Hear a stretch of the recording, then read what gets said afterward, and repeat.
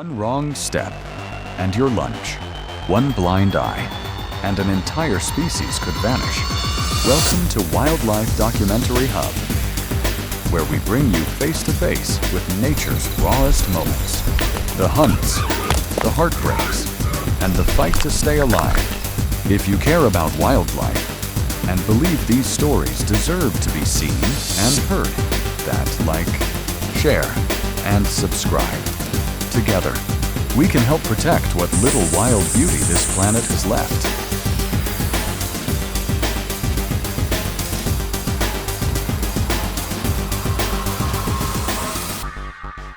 At sunrise, the African savanna looks peaceful, almost calm. But don't be fooled out here. Every breath could be your last. And for lions, power doesn't come with a crown. It comes with blood. In the world of lions, things aren't quite what they seem. The males may wear the mane, but the lionesses wear the legacies. They run the show, hunting, raising cubs, defending territory. It's a matriarchy in muscle and instinct. Males, they come and go.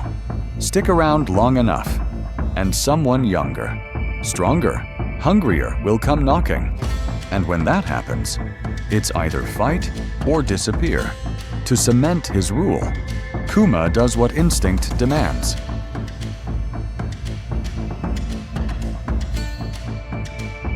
He kills the cubs, the offspring of the previous kings. It's brutal, it's cold, it's nature. Only when the old bloodline is wiped out, the lionesses will go into heat again, and Kuma will have the chance to pass on his own genes. Within days, the pride's past is erased. Now, it's Kuma's pride. But that doesn't mean they've accepted him yet. 3 days, no food. The plains are dry. The wind is thin, and the prey herds have started to move. The pride is restless, but they wait, because Kuma is still an outsider, and the hunt only works with trust. For lions, hunting isn't just about muscle, it's about coordination, timing, and silence. Kuma charges too early.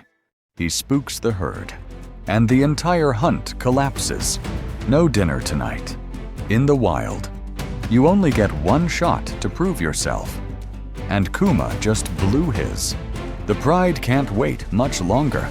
But when a herd of buffalo drifts into their territory, Kuma may just get one more chance to earn his place or lose everything.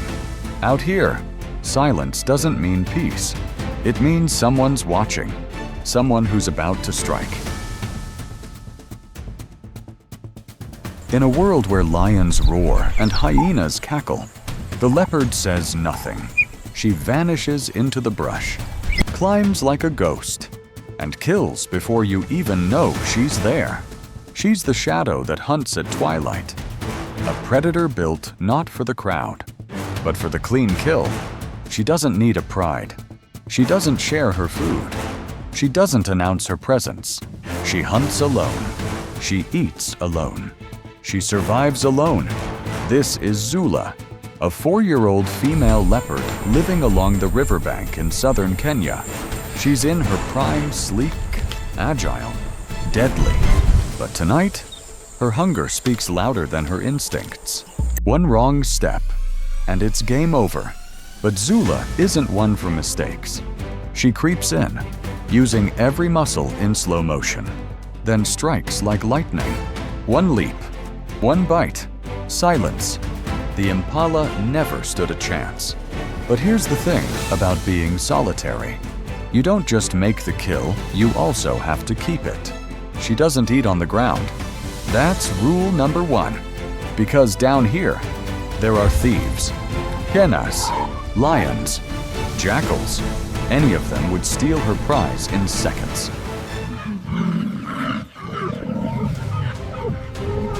So she hoists her kill 40 pounds of dead weight up into the branches. Muscle, claw, and sheer grit. That's what makes the leopard legendary. Not just the hunt, but what comes after. Up in the tree, no one can touch her. The kill is hers, at least for now.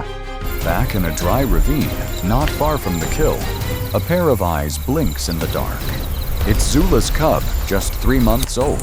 Still clumsy, still learning. Zula has done this before.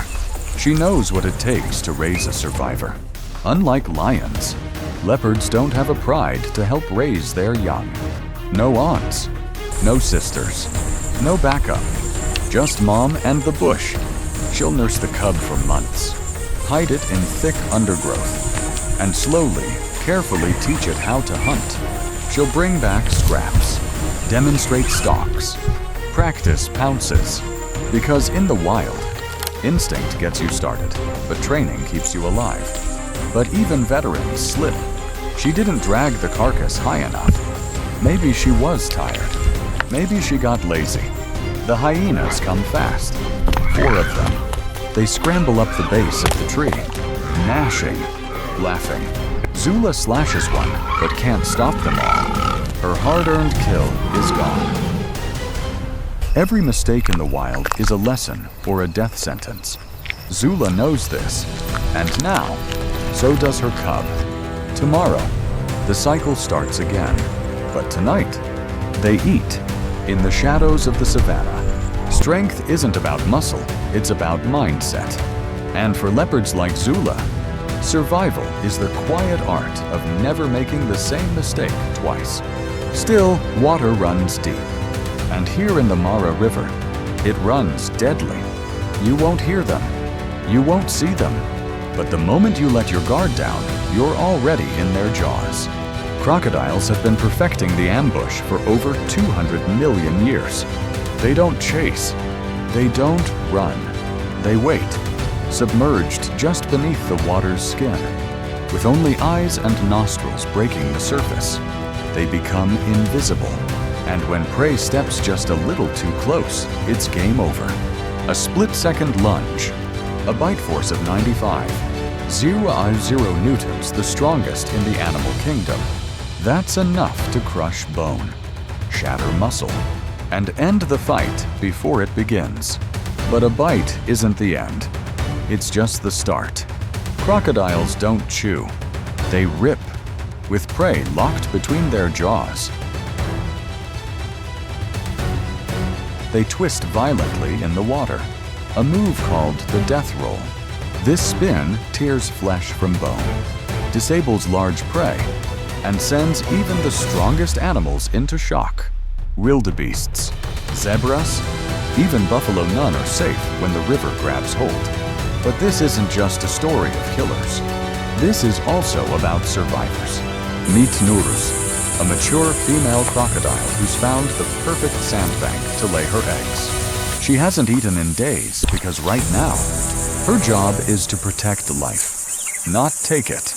Buried beneath her, 40 perfect white eggs sit in a warm chamber of earth. And here's the twist. The temperature of this nest will determine the sex of her babies. Too cool, all females. Too warm, all males. Just right. A balance. Nature has no manual.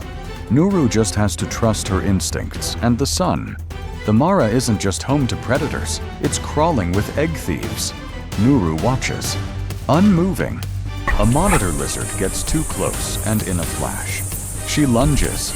A mother's stillness is not weakness. It's patience sharpened by necessity. She'll stay here for nearly 90 days, guarding the nest through storms.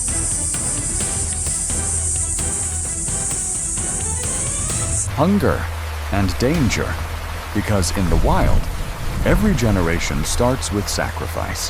One day soon, the nest will tremble, the eggs will crack, tiny cries will echo underground, and when that moment comes, Nuru will gently scoop her hatchlings into her mouth, not to eat, but to carry, one by one. She'll ferry them to the river's edge and into a world that may never welcome them back. Most won't make it. Birds, fish, even other crocodiles will thin the ranks. But the few that survive, they'll remember this place. They'll return, and the cycle begins again. The Mara River may look calm on the surface, But beneath, it remembers every death and protects every secret. They laugh, they scavenge. They're the punchline of every predator joke. But out here in the African wild, hyenas aren't laughing matters. They're not sidekicks.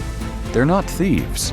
They're true apex predators, and tonight, one of them has something to prove. Meet Quito, a 14-month-old spotted hyena just entering the most dangerous phase of his life. His first real hunt.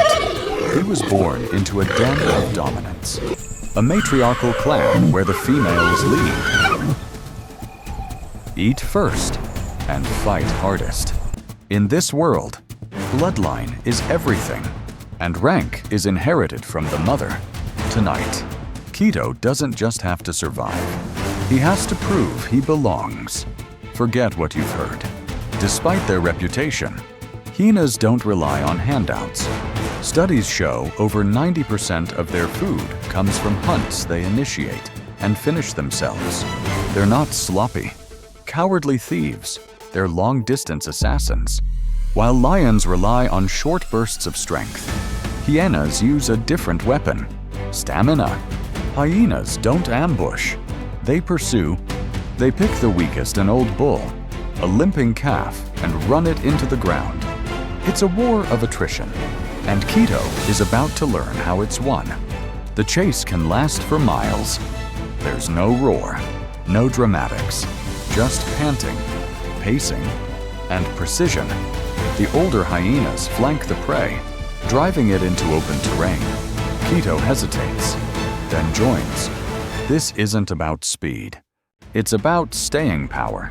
And Quito, he's got lungs and legs, but not yet the experience.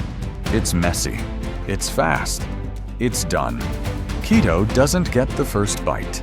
He won't get the best cut. But he was there and in this clan. That's step one to becoming a hunter. Tonight, he learned the rhythm of the pack. Tomorrow, he'll move faster. Hyenas live in one of the most complex social systems in the mammal world. Their clans can number over 80 individuals, with clear hierarchy and inherited rank. They defend territory, raise young communally, and communicate using a language of whoops, giggles, and body signals. And behind it all, a queen, the matriarch, larger, tougher, and dominant over all males. In fact, female hyenas have higher testosterone levels than the males, giving them not just social dominance, but raw physical advantage. Hyenas, 70% success in group hunts. Lions, 30% success. It's not brute strength that makes a top predator. It's teamwork, intelligence, and strategy. He didn't bring down the prey. He didn't lead the charge. But he ran. He bit. He belonged. And for a young hyena in the Mara, that's how kings are born in a queen's world. Lions may rule by fear, but hyenas, they rule by function. And for Quito, this is just the beginning. They hunt in silence. They lead in shadows. They rule with patience, precision, and instinct. Each predator we've met follows a different path. The lion fights for dominance, but power alone won't earn him loyalty. The leopard moves like a ghost because survival favors those who don't get seen. The crocodile teaches us that stillness can be the most dangerous move of all. And the hyena, she proves that structure, cooperation, and persistence outlast brute strength. In their world, there's no room for pride, no space for error, just one rule: adapt or die. But for us, the observers, the storytellers, there's another rule: watch, learn, and protect. Because when we look into their world, we're not just seeing animals. We're seeing the raw blueprint of resilience, of survival, of what it means to fight for your place and pass it on. If these stories moved you, if they made you feel something primal, something real, then don't just scroll past. Like, share, subscribe. Help us keep telling the stories that the wild can't tell for itself. And together, let's make sure this isn't just a documentary. It's a call to remember what still matters.